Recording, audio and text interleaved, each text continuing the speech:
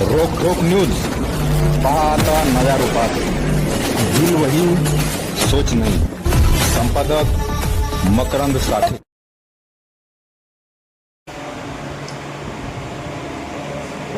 साहित्यरत्न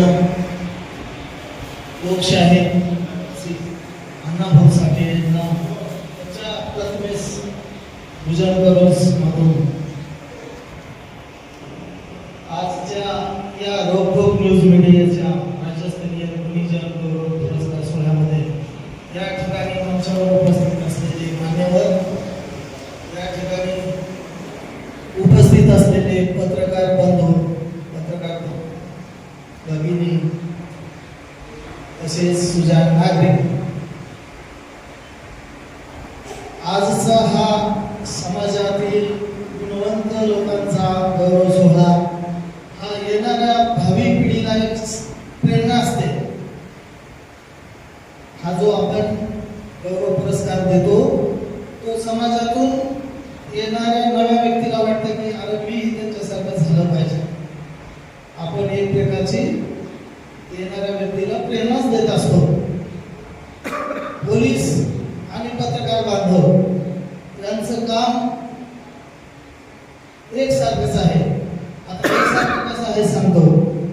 पोलीस समाजातून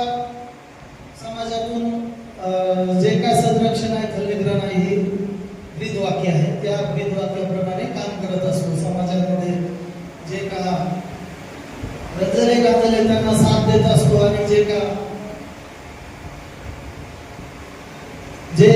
का जो दरोडेखोर यासारख्या वाईट वृत्तीचे लोक आहेत त्यांच्यावरती कारवाई करत असतात.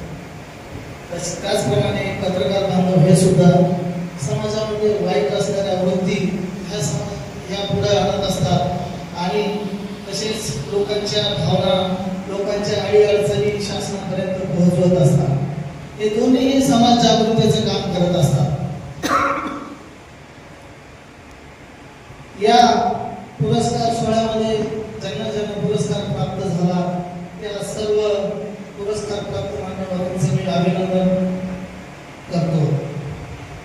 तसेच आजच्या कार्यक्रमात मला आमंत्रित केलं त्याबद्दल मी मनापासून आभार व्यक्त करतो. सर्व पत्रकार बांधवांनी सत्य आणि निर्भीड आणि समाजहिताची पत्रकारिता अशीच पुढे ठेवावी, चालू ठेवावी याकरता सर्व पत्रकार बांधवांना शुभेच्छा देतो. आणि माझे दोन संपादक मकरंद साठे साहेब हा उपेक्षित सर्वसामान्य घराण्यातला मुलगा. गावमध्ये त्यांचं असलेलं वास्तव्य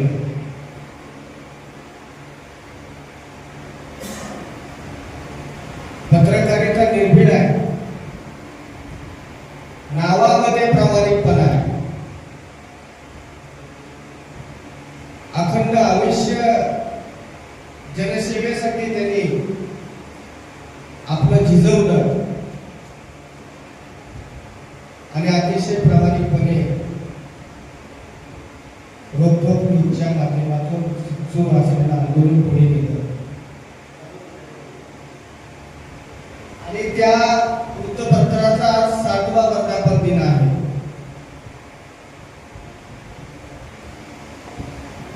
मी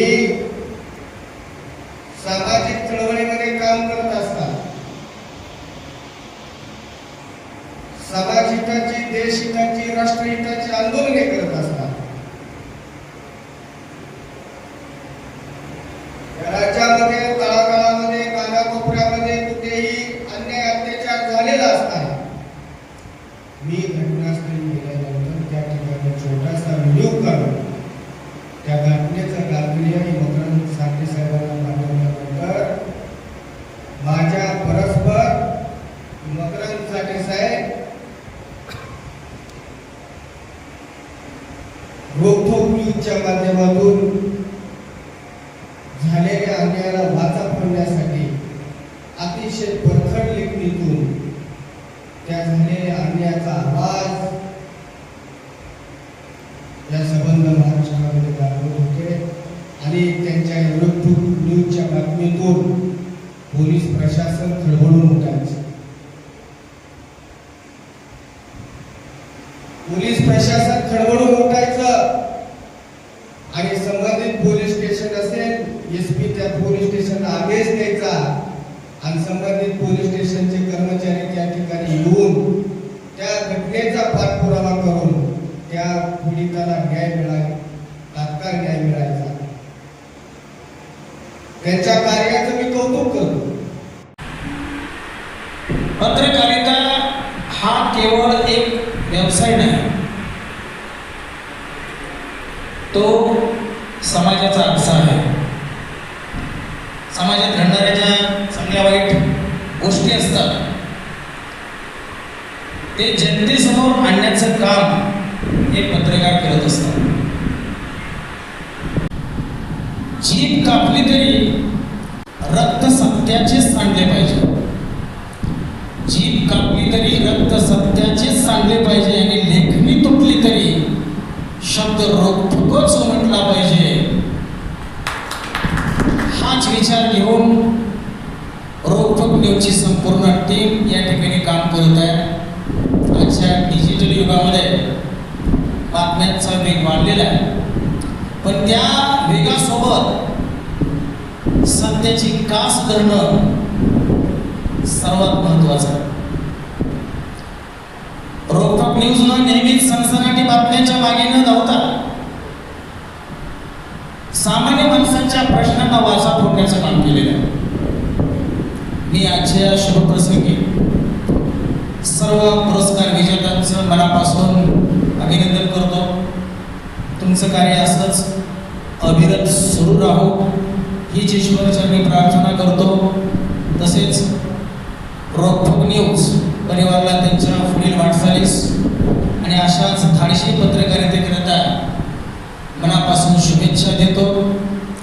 तुम्ही सर्वांनी मला इथं आमंत्रित केलं, माझे विचार मांडण्याची या ठिकाणी मला संधी दिली, त्याबद्दल सर्वांचं मनपूर्वक या ठिकाणी आभार मानतो आणि माझे 2 शब्द संपवतो. जय हिंद, जय महाराष्ट्र.